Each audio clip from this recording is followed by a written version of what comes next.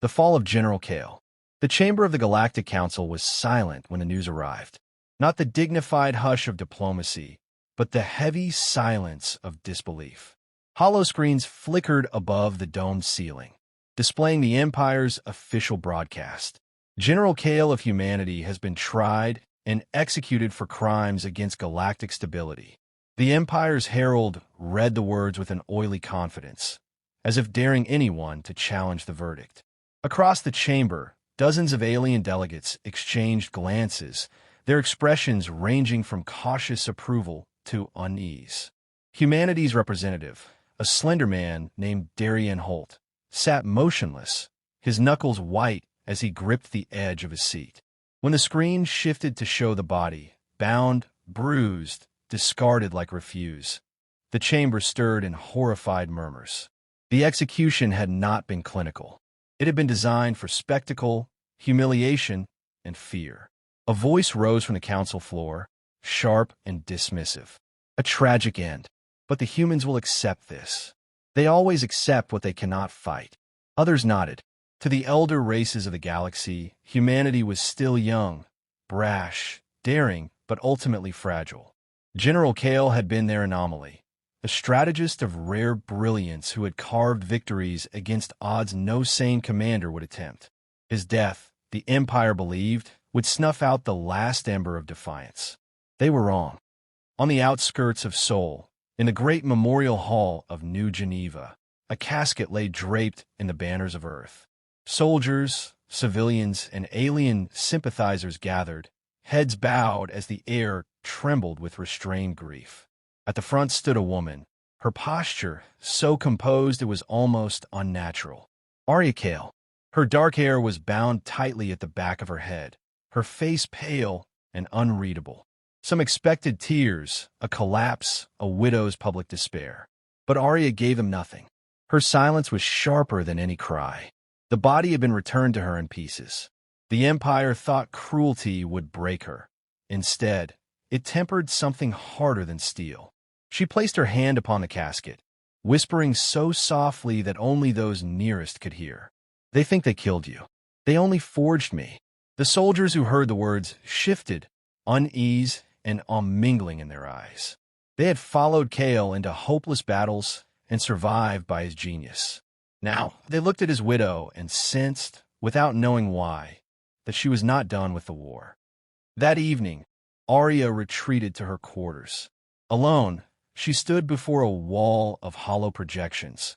Campaigns Kael had commanded, notes he had left scattered across their private archives. She traced a finger across one star map, remembering his voice explaining choke points, supply lines, the way empires were not toppled by brute strength but by precision cuts. Aria had never been a soldier. She was a historian, a scholar of civilizations, a woman who had once believed her role was to preserve knowledge while Kael defended the living. But as she stared at the glowing maps, she felt something shift inside her. The Empire had not merely killed a man. They had attempted to erase his meaning. That was the wound she could not allow to stand. The following days blurred with ceremonies, speeches, and political debates. The human Senate drafted formal protests. The Council argued about sanctions. The Empire dismissed them all with disdainful silence. But in the shadow of bureaucracy, whispers began to spread. Officers who had served under Kael reported receiving encrypted messages. Civilian leaders found themselves approached by envoys with quiet, deliberate words. None of them could trace the source, but all recognized the voice when they read the message. Justice has not been buried with Kael. Some dismissed it as rhetoric, others as dangerous provocation. Yet a few, just enough, felt their hearts stir with a memory of the man who had led them to impossible victories. Now it seemed his legacy was moving again through unseen hands. On the 10th night after the funeral, Aria returned to the memorial hall alone. She stood before the casket, her reflection faint in the polished steel, and spoke as though Kael could hear. "They think humanity is too young to fight them, too fractured, too afraid. They are wrong. You fought their fleets and gave them fear. I will give them something worse. I will make them bleed from the shadows. I will make them remember your name in every scream of rebellion. And when the galaxy sees the Empire fall, it will know this was your vengeance through me. Her voice did not tremble. In that moment, Aria Kael ceased to be merely the widow of a fallen general. She became the weapon the Empire had unknowingly forged. And the galaxy, though it did not yet realize it, had just begun to tremble. Seeds of vengeance. The human Senate convened under the shadow of General Kael's death, but their words were paper-thin. Some called for restraint, others for war, but none offered a path forward that could challenge the Empire's might. Humanity's fleets were battered, its colonies still recovering from recent campaigns. To fight openly would mean annihilation. Aria Kael sat in the observation balcony, silent as the politicians bickered below. They spoke of treaties, reparations, appeals to the council. Not one of them spoke of justice. Not one dared whisper the word revenge. Her fingers tapped against the cold railing. She could almost hear Kael's voice in her memory. Empires rot from within long before they fall to swords. You don't attack the walls. You make the foundations crumble. That was the path. And if no one else would walk it, she would. Her first step was not on the battlefield, but in the shadows of communication networks. Kael's officers, men and women forged in the crucible of impossible campaigns, had scattered after his death. Some resigned, some were reassigned, some drank themselves into silence. Aria sought them one by one. Her name carried weight. Many greeted her with pity, expecting a widow's plea for remembrance. Instead, they found her gaze steady, her words sharper than grief should allow. You followed him because he saw what others could not, she told Commander Rains, Kael's former adjutant. I ask you to follow me for the same reason. Justice is not found in these halls of debate. It will be found in fire. Rains had hesitated, torn between loyalty and caution. Then Aria had leaned closer, her voice a whisper meant only for him. They think they ended his war. But Kael's war has only changed generals. By the time she left, Rains had sworn himself to her cause. He would not be the last. Aria understood that humanity alone could not topple the Empire. But she also knew Kael's old lesson. The oppressed are never silent, only waiting for a spark. She began sending envoys beyond human space, not diplomats, but messengers bearing a simple truth. The Empire is not invincible. Join us, and we will make them bleed. The insectoid Veari miners were the first to respond. Their broods had been forced into tunnels, laboring until their shells cracked beneath the weight of collapsed caverns. They brought sabotage experts and underground networks. Then came the Delvashi traders, amphibious beings whose fleets had been taxed into ruin. They offered intelligence and smuggling routes through forgotten slipstreams. Whispers spread further. A warrior race stripped of honor. Colonies strangled by tribute. Worlds that had forgotten the taste of freedom. One by one, they answered Aria's call. Still, allies and promises were not enough. They needed proof, the kind that turned whispers into faith. Aria gave them that proof with her first strike. 3 Imperial supply depots, scattered across distant sectors, fell within the same hour. Not to fleets, not to armies, but to precision strikes by resistance cells. Explosives in fuel tanks, viruses in data cores, assassins slipping blades into commandants' throats. The Empire reported heavy losses, but no culprits. The Council speculated endlessly, but no one could trace the orchestration back to her. Aria made sure the survivors carried the truth home. Every rebel fighter, every smuggler who slipped away, bore the same message. Justice wears no crown. Justice answers to no flag. Justice lives, and it has a name. They whispered her name in hidden bunkers, in prison camps, in the hearts of worlds beaten into submission. Aria Kael. The Empire dismissed the first attacks as coincidence, then as isolated uprisings. But as weeks turned to months, the pattern became undeniable. Supply lines faltered. Governors reported unrest. Fleets were forced to divert resources not to new conquests, but to guard what they already held. The Council grew restless. Some delegates whispered that humanity had overreached. Others, quietly, began to admire the precision of the campaign. In her private chambers, Aria studied Kael's old maps late into the night. Her hand hovered over stars glowing with Imperial red, then shifted to mark them with subtle signs, supply lines, weak points, nodes of rebellion. She did not smile. She did not rejoice. Her grief remained, heavy and unrelenting. But grief had become a weapon, and every time she whispered to the silence, she felt Kael's presence beside her. "You showed them what humanity could fight," she murmured. "I will show them what humanity cannot forgive." By the end of the year, the galaxy no longer dismissed the rumors. They spoke of a network too coordinated, too deliberate to be random. They spoke of a widow who had turned mourning into strategy. The Council's archives recorded it simply. The first stirrings of organized resistance against the Empire began not with an army, but with the vengeance of one woman. And still, no one truly understood how far Aria Kael was prepared to go. The Empire trembles. The Empire called her many things: terrorist, traitor, witch of soul. They announced bounties so vast that entire mercenary fleets salivated at the thought of her capture. But one by one, those fleets either failed to find her or disappeared in the silence. Aria Kael had become a ghost the Empire could not cage. Her first great escalation came with the capture of Governor Trexen, overseer of the Other sector. He was arrogant, cruel, a petty tyrant who had once boasted of making Kael kneel like a dog. Aria's forces dragged him from his pleasure palace during a midnight raid, spiriting him away before the Empire could even respond. The Empire expected a swift execution. Instead, Aria staged a trial. Broadcast across 1,000 systems, the proceedings were deliberate, undeniable. She paraded evidence of forced labor camps, executions, and trade extortion. Witnesses spoke with trembling voices. Documents flickered across hollow screens. For the first time, the galaxy saw Imperial power not as eternal authority, but as corruption laid bare. The governor begged for mercy, his words stammering, pitiful. Aria gave him none. When a verdict of guilt was pronounced, she allowed the oppressed miners of Other to carry out the sentence.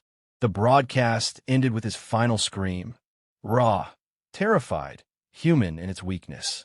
The effect was seismic. In the council chambers, delegates argued in shock. Some condemned her methods, others admired her audacity. But none could deny the truth. The aura of Imperial invincibility had cracked.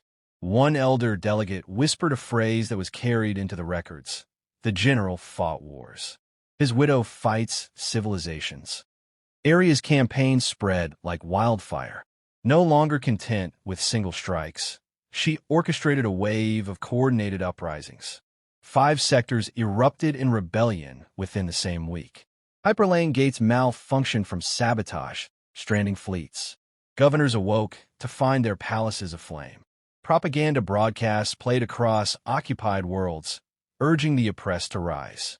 The Empire responded with fury, deploying fleets to crush the unrest. But Aria understood something they did not. Their strength was their weakness. Every ship sent to quell a rebellion was one less guarding the Empire's borders. Every brutal crackdown only fed the flames of resistance. Within her hidden command chambers, Aria worked tirelessly, studying maps with the precision of a surgeon. She was no soldier, yet she had become a strategist of her own kind, one who understood that people, not weapons, were the true currency of war. Raines once asked her if she feared becoming like the monster she fought. Aria's answer was quiet, almost tender. "I do not fight for mercy, Commander. I fight for Kael, and I fight for every child who will never know his name if the Empire endures." Her words silenced him. Loyalty to her deepened. Yet even Aria was not untouched by the weight of her crusade. In rare moments alone, she spoke to her husband's memory. Sometimes she paced before his hollow image. Sometimes she sat still before his empty chair. "I am not you," she confessed one night, her voice breaking for the first time in months. "I was never meant to command, but they left me nothing else. If I must become a monster to make them pay, then so be it. Forgive me, Kael." The hollow screens glowed silently. offering no absolution. But Aria rose with renewed determination. The empire began to tremble in ways its rulers had not imagined. Recruitment faltered as young soldiers questioned why they should die for corrupt governors. Merchants diverted shipments to rebel networks, chasing the promise of freedom. Whole planets defected, declaring themselves free worlds under Aria's shadow. Most devastating of all, Imperial officers began to desert. Some secretly funneled information to Aria. Others openly defected, joining her fleets. The idea of the Empire's eternal rule had been shattered, and in its place grew something dangerous: hope. For the first time in centuries, the Empire pulled fleets back from the frontier, abandoning expansion to guard its bleeding core. Neighboring civilizations watched with wide eyes. Some whispered of opportunity, others of fear. In the council chambers, the debate had shifted. No longer did they speak of a grieving widow. Now they asked whether Aria Kael would stop at vengeance, or whether she intended to unmake the Empire entirely. The answer came not from Aria's lips, but from her actions. On the anniversary of Kael's death, she unleashed the largest wave of strikes yet, crippling 3 major Imperial shipyards. She released a single broadcast afterward, her voice calm, unyielding. "You thought his death ended the war. You were wrong.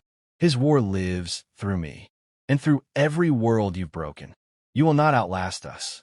The message was carried across stars, replayed on hidden channels, etched into walls by desperate hands. The galaxy knew her name, and the Empire, for the first time in living memory, knew fear. The Widow's Galaxy. The Emperor of the Galactic Empire was not accustomed to fear. His throne world, Vathar Prime, had stood for millennia as the heart of dominance, its spires of obsidian metal piercing the skies like monuments to eternity. Fleets larger than entire civilizations patrolled its orbit. But fear had come. Reports of rebellion poured in daily. Worlds refusing tribute, fleets defecting, uprisings flaring faster than they could be suppressed. Governors begged for reinforcements. Admirals whispered doubts. Even within the palace, the servants spoke Aria Kael's name in hushed voices, as if invoking a storm. The emperor sneered at such weakness. "Bring her to me alive," he ordered. "I will make the galaxy watch as she begs for death." He did not understand. Aria had no intention of being captured. Her fleet arrived not in overwhelming force, but as a coalition of defectors, smugglers, and rebel war bands. Chaotic to the eye, but coordinated with surgical precision. They slipped through hidden slipstreams, sabotaged defenses, and cracked open Vathar's vaunted shield grid. By the time Imperial Command realized the scale of the incursion, the rebels were already in orbit. Aria stood upon the bridge of her flagship, cloaked in simple black, her gaze locked on the distant glow of the capital world. Her officers awaited her order. She did not command a planetary bombardment. Instead, she gave a different command. Release it. Across the stars, every channel, every comms relay, every screen in the Empire flickered to life. Stolen archives spilled into the open, evidence of centuries of atrocities, enslaved species, genocides buried beneath falsified reports, the Emperor's secret decrees of cruelty. Worlds that had long feared speaking out now saw the truth confirmed in their own skies. Riots ignited instantly. Entire cities turned on Imperial garrisons. Fleets in orbit mutinied. The Empire did not fall to Aria's guns. It fell to its own people, unshackled by truth. The Emperor, enraged, summoned Aria to his palace. To the galaxy's astonishment, she accepted. Her landing was unopposed. The palace guards, once loyal, had abandoned their posts or stood aside as she passed. She entered the throne hall alone, her boots echoing across the vast obsidian floor. The Emperor sat upon his throne, a figure of withered arrogance cloaked in ceremonial gold. His eyes burned with fury as she approached. "So," he spat, "the widow comes to join her husband in death. Did you think vengeance would give you meaning? Kael died a dog, and you will die forgotten." Aria's gaze never wavered. "You didn't kill a general. You created a war you cannot win." He rose, his voice booming with false authority. I'm the Empire. I am eternal. Her reply was cold, final. No, you're already dead. I came only to watch your people finish it. Outside the hall, the roar of revolt grew louder. Millions storming the palace, their fury drowning out the last remnants of Imperial command. The Emperor turned to his guards for aid, but none moved. They were no longer his to command. Moments later, the mob reached the throne chamber. Aria stepped back, allowing them to surge forward. It was not her blade that struck him down, but the countless hands of those he had oppressed. His screams echoed, then fell silent, swallowed by the thunder of liberation. The Empire, centuries old, had ended not with a battle, but with a reckoning. In the aftermath, Aria refused the title of Empress. When the coalition begged her to lead, she shook her head. I'm not here to rule. I am here to make sure no one ever rules like them again. She dissolved her command structure, leaving the free worlds to govern themselves in fragile unity. To many, it seemed reckless. To Aria, it was the only way to honor Kael's dream of a galaxy where humanity and all species could choose their own fates. Weeks later, Aria returned to Earth. She stood once more before Kael's grave, the stars burning silently overhead. They said your death would break us, she whispered, but it forged something greater. I fought for you, my love. I fought because I could not let your name vanish into silence.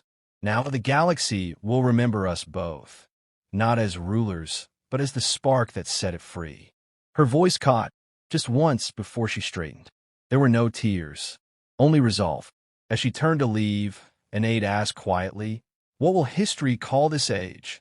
Aria's answer was calm, sharp as the edge of a blade. "They will call it the age the Empire trembled before a widow." And so it was.